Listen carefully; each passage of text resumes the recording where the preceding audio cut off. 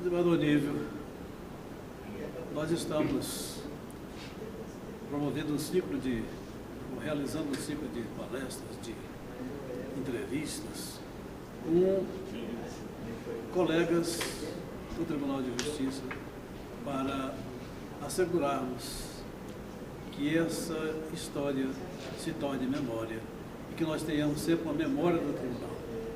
E para isso, a pedido por designação da desembargadora Carmelita, eu estou fazendo parte dessa comissão para entrevistar os colegas funcionários antigos do Tribunal que possam trazer alguma coisa da história do judiciário local para a posteridade.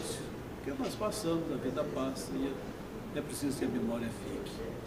E então hoje eu tenho a honra, o prazer de entrevistá-lo como meu amigo, meu colega de turma, e sei da sua história muito bonita e longa no Tribunal de Justiça, na sua vida como magistrado e na vida que a antecedeu como advogado no interior de Minas. Então nós gostaríamos, nós da comissão, eu estou falando agora dela, não mais eu, que o ilustre colega fizesse um resumo da sua vida até o seu ingresso na magistratura, tal como o que o levou a vir para o Distrito Federal, o que o levou a deixar uma advocacia exitosa como tinha lá em Minas para ingressar na magistratura do Distrito Federal. Enfim, uma mudança radical na história da vida, de advogado para magistrado. Brilhou em ambas, eu sei disso.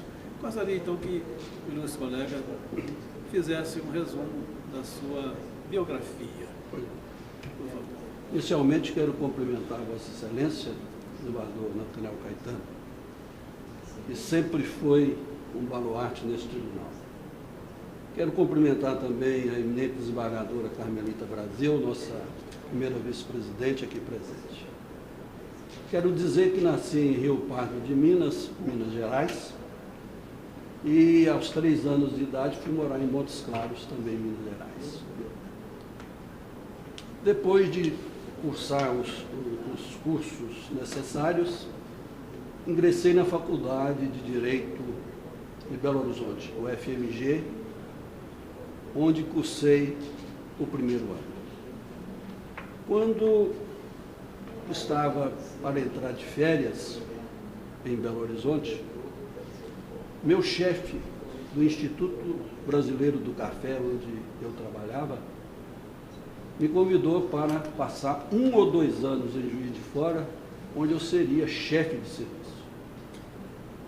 Como os vencimentos chegavam a mais de 200% de aumento, eu resolvi ir para Juiz de Fora, com o propósito de ficar 1 ou 2 anos lá e regressar para Belo Horizonte, como disse, onde completei o primeiro ano da Faculdade de Direito na UFMG. Chegando a Juiz de Fora, fiquei muito bem impressionado com a Faculdade Federal de lá, pois em Belo Horizonte eu frequentava o curso à noite, com 80 alunos. E na Faculdade de Direito Federal de Juiz de Fora, eu passei a frequentar o curso na parte de manhã e nós éramos 19 alunos. Pretendia, como disse, passar 1 ano ou 2, por que 2 anos? Porque com 2 anos eu voltaria a Belo Horizonte com essa chefia que foi me dada pelo meu grande chefe, José Leão. Mas a surpresa apareceu. Conheci Maria Zélia de Carvalho, que fazia também direito, e resolvi não mais voltar a Belo Horizonte, comunicando com o meu chefe, o grande homem, meu verdadeiro protetor, doutor José Leão. Fiz do 4º ano, aliás, do 2º ano ao 5º em Juiz de Fora. Me formei, voltei para Montes Claros, onde residiam meus pais, e lá comecei a advogar. Eu gostaria de informar a Vossa Excelência algo que eu entendo um pouco interessante. Eu não pretendia fazer direito. Eu tinha estudado um ano, feito cursinho para fazer engenharia. Então, meu primo, Clóvis Augusto de Freitas, que formou-se como ministro pertence, me procurou e falou: Nível, eu já estou formado, a nossa família toda faz direito, eu vou para Montes Claros, depois posso te ajudar lá, faça direito, rapaz. Falei: moço, mas eu me preparei um ano para fazer engenharia, não tem nada de direito, não sei as matérias. Ele falou: vou te dar umas aulas. Ele me deu umas aulas e eu resolvi fazer direito. Fiz o vestibular e quando saiu o resultado eu fui à faculdade e fui procurando meu nome. Nível, quando chegou no último lugar, 80, estava lá Nível Geraldo Gonçalves. Fiquei muito alegre, como se tivesse passado no primeiro lugar. Pois bem, mas formado fui advogar em Montes Claros. Em Montes Claros eu fui muito bem acolhido, tornei-me advogado da Associação Comercial e Industrial de Montes Claros, através de concurso, onde Zélia me ajudou muito, porque quando o jornal publicou o concurso para a Associação Comercial, eu lá compareci.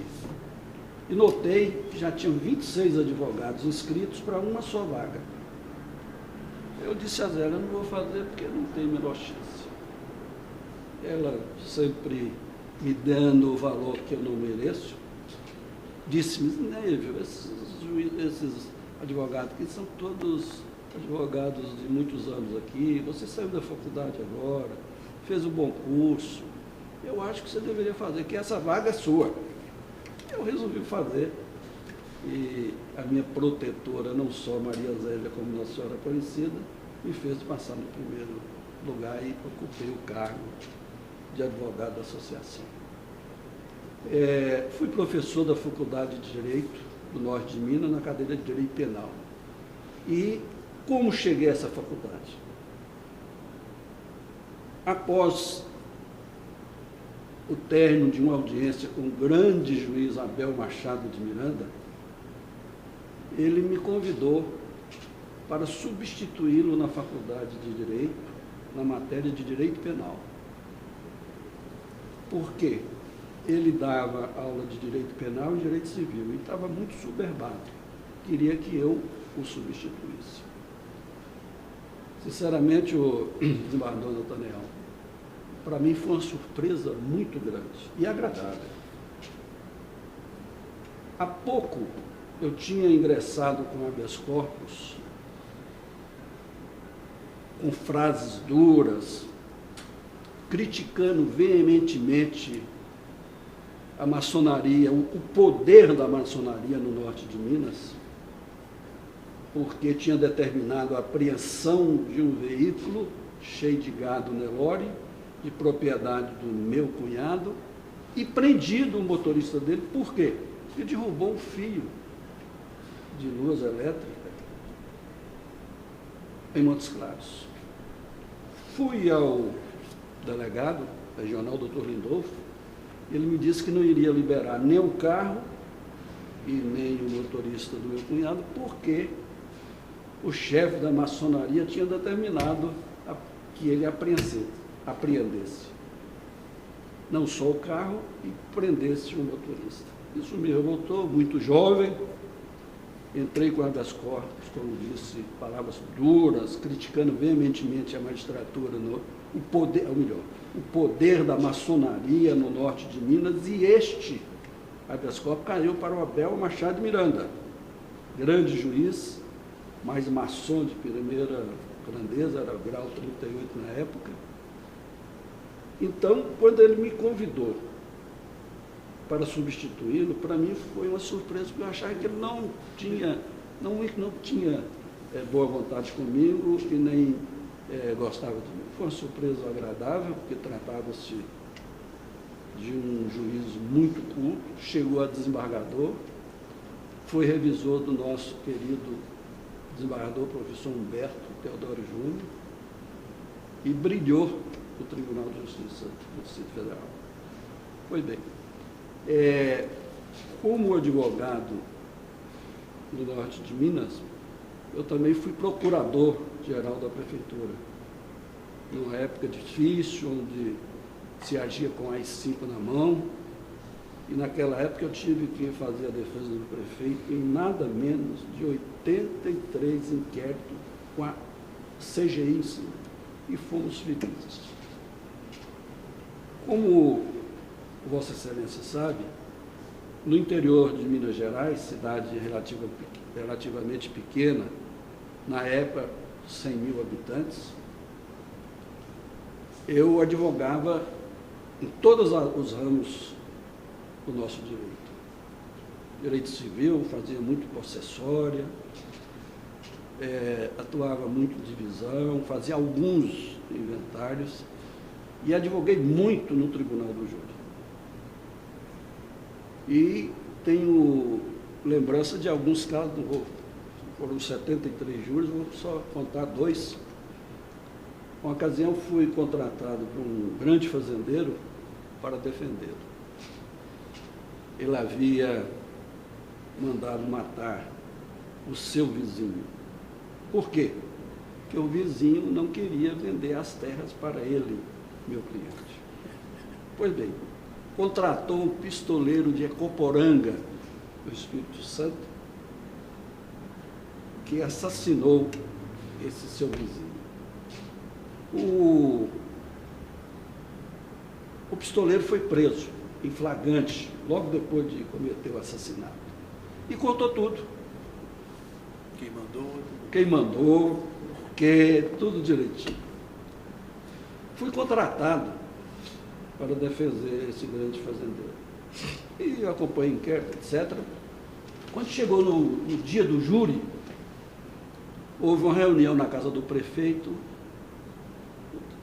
doutor Marcolino Barbosa, e lá estava o meu primo, que é médico em Janaúba até hoje, e eles comentando esse fato, porque cidade pequena, um fato importante, envolvendo fazendeiro muito rico, etc. E todo mundo falava, fulano vai ser condenado com pena máxima. Todo mundo, aí o prefeito, o senhor Marcolino Barbosa, virou para eles e falou, mas quem é que é o defensor deste réu? O Rômulo, que era meu primo. Disse, foi Aníbal, Marcolino. Não sei como, mas esse homem está absolvido. E não sei, com a ajuda do bom direito, sei lá, realmente esse réu foi absolvido. Tive um outro caso lá de repercussão, não em Janaúba, mas em Monte Azul, um fazendeiro também, titular de cartório, muito abastado. Ao ver uma pessoa que foi esquentar uma mandioca e pôs fogo no seu pasto, resolveu ir até essa pessoa com duas outras pessoas, ou seja, seus empregados, levou essa pessoa para a sede da fazenda, lá o obrigou a beber 1 litro de pimenta malagueta, com óleo, e depois de espancado, morreu.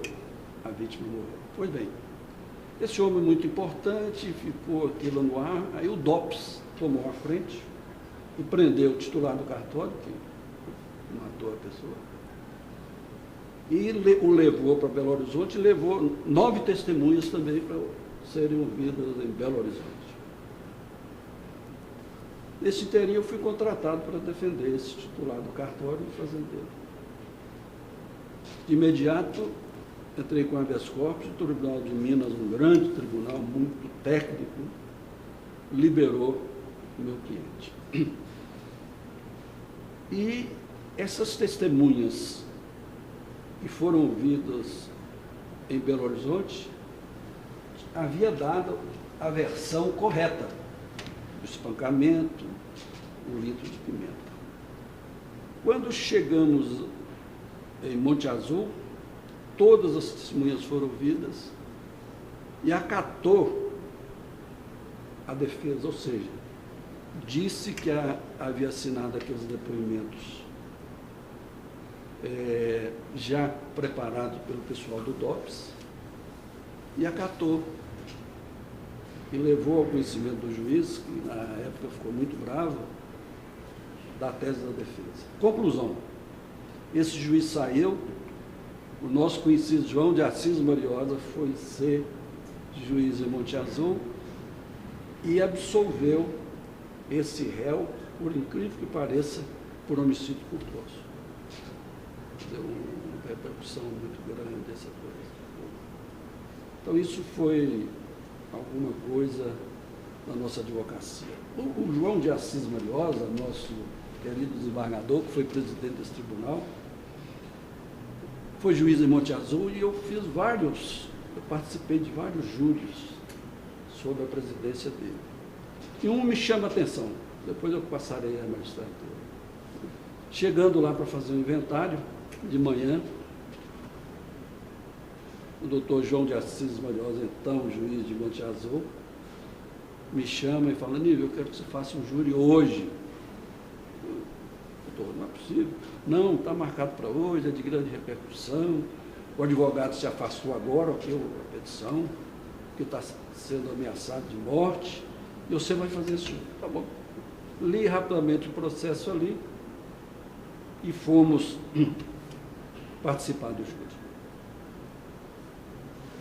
Inicialmente, eu fiquei preocupado porque foram sorteados 7 jurados, 4 mulheres e 3 homens. E envolvia o assassinato de uma mulher por adultério.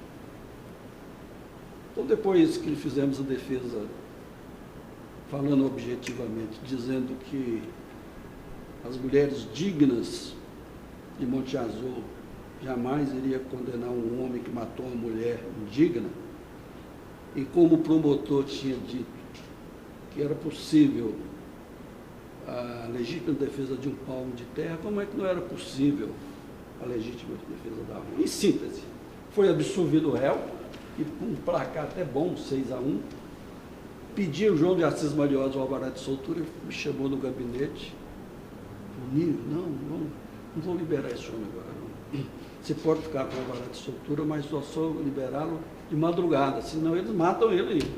Que a família da mulher era fazendeira e muito importante em Monte Azul. Enfim, por curiosidade, eu estou levando a conhecimento de Vossa Excelência e desse projeto maravilhoso, o resumo da minha vida como advogado. Vamos passar agora para a magistratura. Por que... Foi interrompê-lo, mas eu sei que antes de vir para Brasília, de ingressar na magistratura, você era um comerciante próspero lá em Monte Alegre. Você que parece que tinha uma revenda de automóveis, tinha muitos carros no pátio, etc. Por que ele levou a deixar essa vida sólida lá de Montes Claros para ingressar na magistratura? Na verdade, desembargador Natanael, era uma pequena revenda de veículos, minha e do meu irmão, eu tinha 70% e ele 30%, mas o comércio local não dava muito lucro, dava lucro, mas não. E onde eu oferia mais lucro, era na defesa daqueles criminosos cruéis lá do norte. No início eu me sentia muito bem, eu era muito jovem, terminava o júri, havia uma festa na fazenda do réu absolvido, e a figura principal era o advogado da defesa, né? Aquela coisa, aquela festa maravilhosa. Mas com o correr do tempo, a gente vai envelhecendo e vê que defender assassinos cruéis, permite o direito, como nós sabemos, levar em verdade para dentro dos autos, como permite a ética do direito, aquilo já estava pesando na minha consciência. E o maior renda que eu tinha era nos juros, eu fiz 73 juros.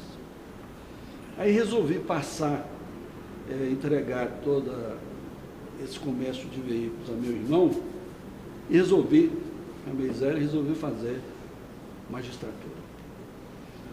Fiz o concurso no Espírito Santo e aqui. Felizmente, com a ajuda, né, do Ser Supremo, que eu sou muito católico, eu passei não só lá como aqui. E assumi a magistratura daqui. Justamente porque eu acho que o advogado criminalista, no meu sentido, não sei, chega uma época que ele sente a consciência pesada de levar tanta inverdade para os autos, o que, repito, é permitido pelo nosso direito. Então resolvi fazer, e achava muito bonita, bela, conheci vários grandes juízes, achava bela a magistratura, resolvi fazer o concurso, fiz no Espírito Santo, para promotor, e fiz aqui para juiz. Felizmente, passei em ambos e tomei posse aqui.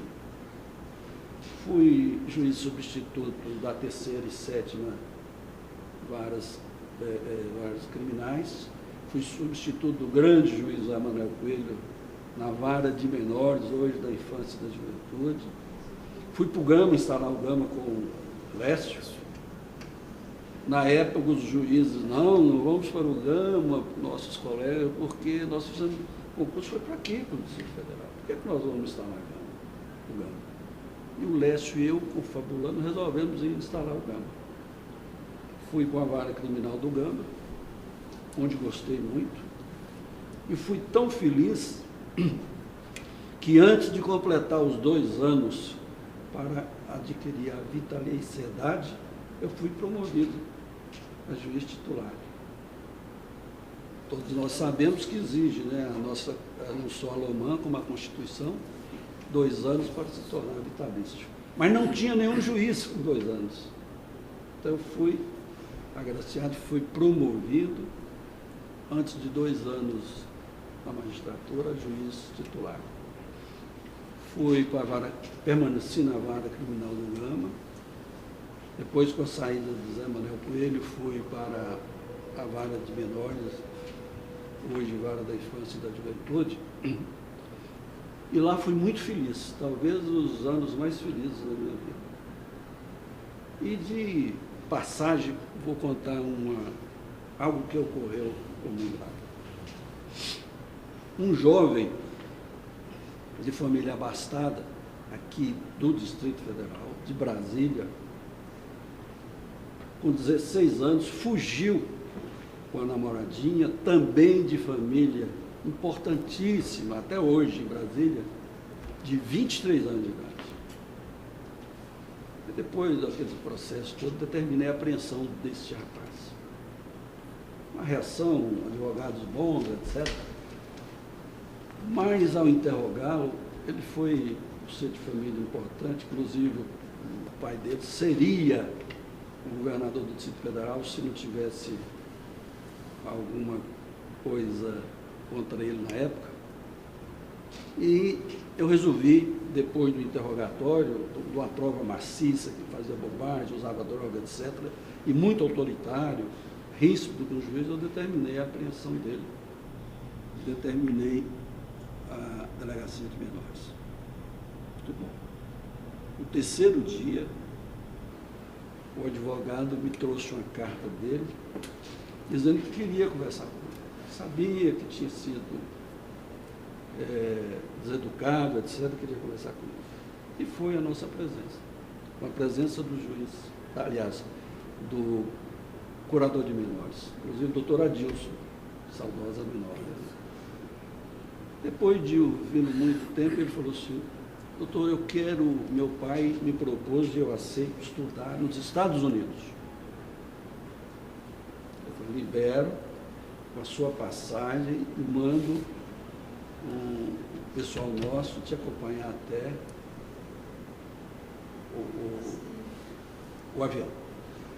Ele foi para os Estados Unidos, fez engenharia lá, voltou, passou a morar no Rio de Janeiro, e quando marcou o casamento, me mandou um convite com um bilhetinho, fazendo que aquela apreensão dele tinha me feito muito bem e que me queria no casamento dele. E eu fui ali assistir o casamento dele. Reconhecimento dele, né? Depois disso, fui promovido por merecimento ao Tribunal de Justiça do Distrito Federal em 92, para a minha alegria e da minha família. Fui muito bem recebido, inclusive por senhores, fiz uma amizade muito grande com Vossa Excelência, que sempre me distinguiu, dedicou a minha pessoa e a minha família uma amizade fabulosa, um apoio, até uma proteção, que já era juiz tarimbado, de cultura reconhecida, e eu, lá do norte de Minas, né, um advogadozinho do norte de Minas. Pois bem, fui promovido a desembargador, época muito boa também na minha vida. Tive o prazer e a honra de ser vice-presidente, corregedor e presidente do Tribunal Regional Eleitoral, sempre com apoio de Vossa Excelência e demais desembargadores.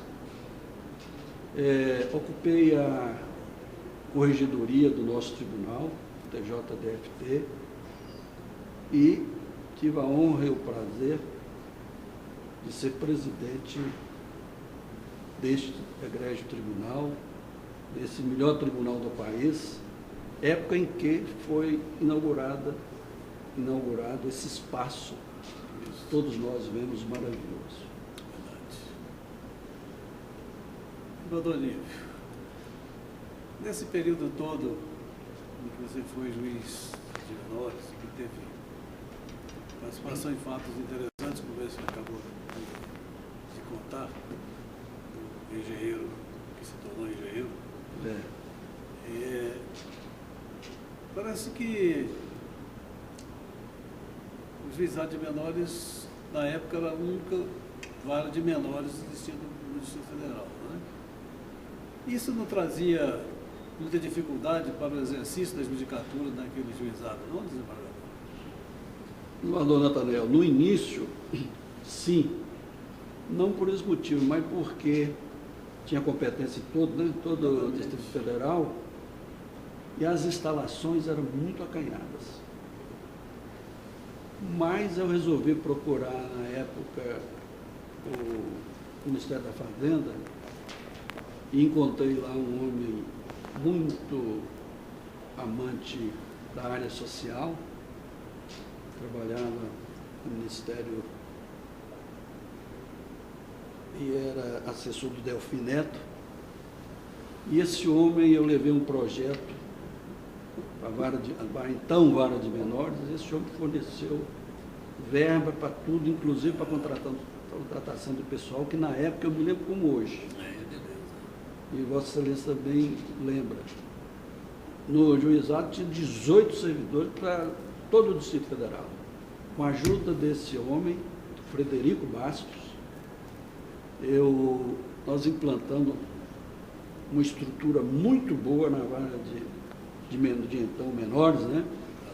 Contratamos assistentes sociais, 30 psicólogos e 30 assistentes sociais, 30 psicólogos e 30 pedagogos, que faziam estudo de caso, era formado por 3 pessoas, né? Cada uma da sua área, e forneciam o parecer no máximo 48 horas. E esse homem me ajudou, Frederico Bastos, me ajudou tanto que a vara de menores da época passou a contar com uma estrutura muito boa, atendendo a contento todo o Distrito Federal. E vou contar uma história, eu não estava lembrando, mas a Vossa Excelência me fez essa pergunta, eu me lembrei.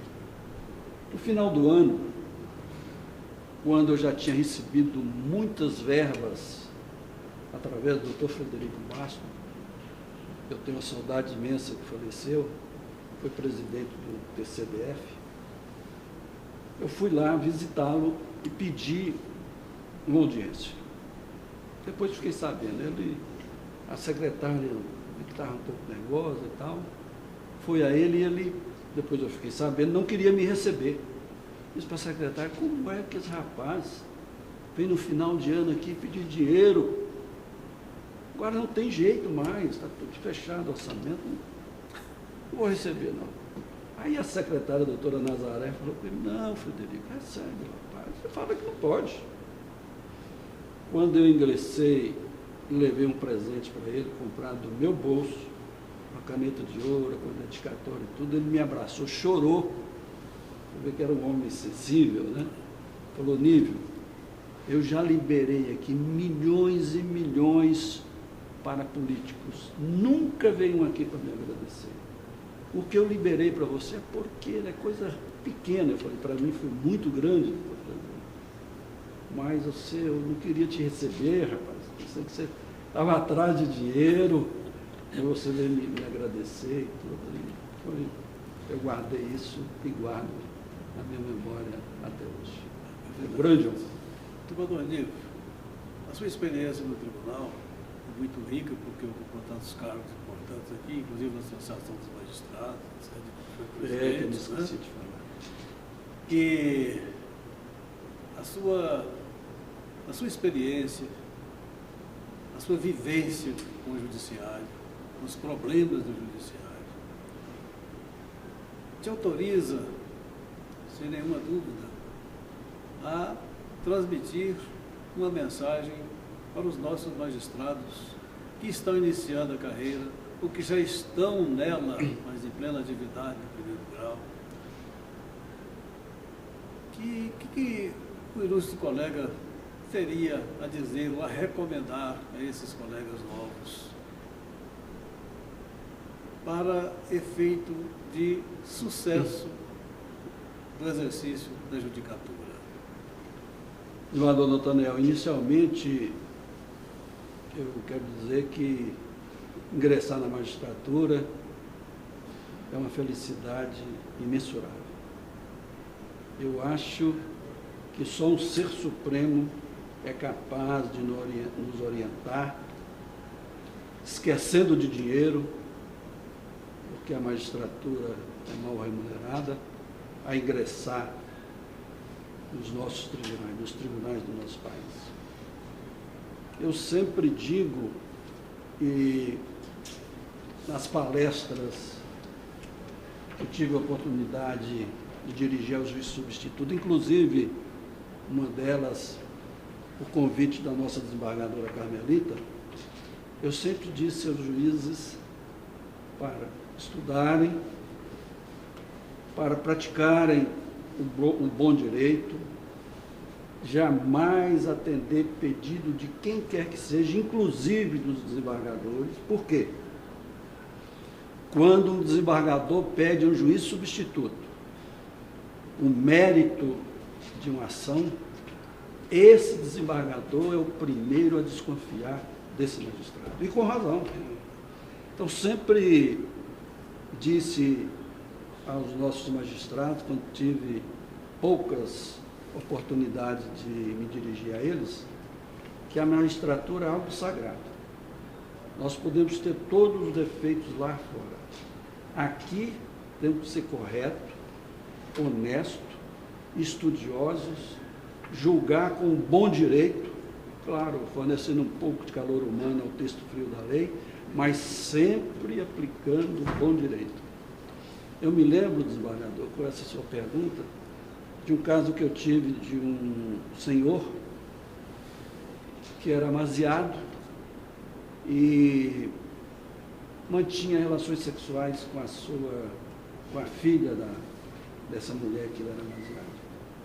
Chegou às nossas mãos e ele confessou tudo, inclusive que usava ambas várias vezes por dia e tudo. Eu achando muito grave, né, aquele estupro da menor. Mesmo assim, eu entendi por bem fazer o que o advogado não fez, submetê-lo a uma perícia. Eu acho que é obrigação do magistrado aplicar o bom direito. Não estamos aqui só para condenar, só absolver. E veio a perícia médica, 3 médicos, dizendo que ele tinha priapismo. Então, deixei de condená-lo, suspendi o processo na época e ele foi tratado por 1 ano e quase 2, e eu soube, não sei se até hoje, que ele reintegrou-se à sociedade. Então, em síntese, é isso. Eu acho que o juiz tem que ser correto, aplicar sempre o bom direito, não interessa quem seja o beneficiário ou não. Perfeitamente. Olha, eu acho que o ilustre colega trouxe para esse programa de entrevistas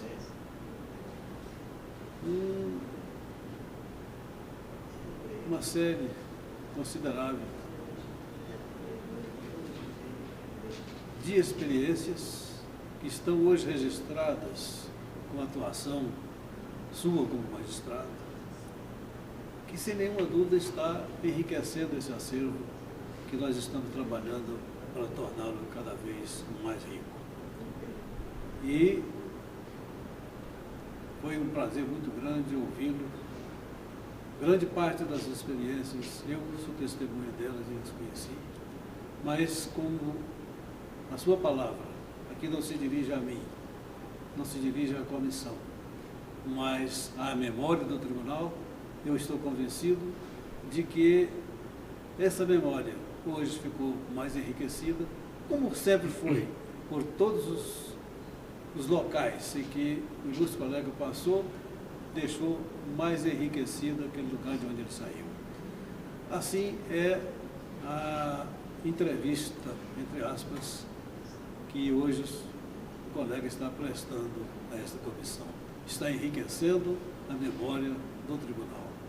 Eu quero agradecer muito a participação do ilustre amigo, a forma como ele se dispôs a vir aqui, trazer essa experiência, registrar a sua história. Muito agradecido por tudo. E o ilustre colega fica à vontade para dizer alguma coisa que por acaso quisesse e que tenha deixado esquecido, se for o caso.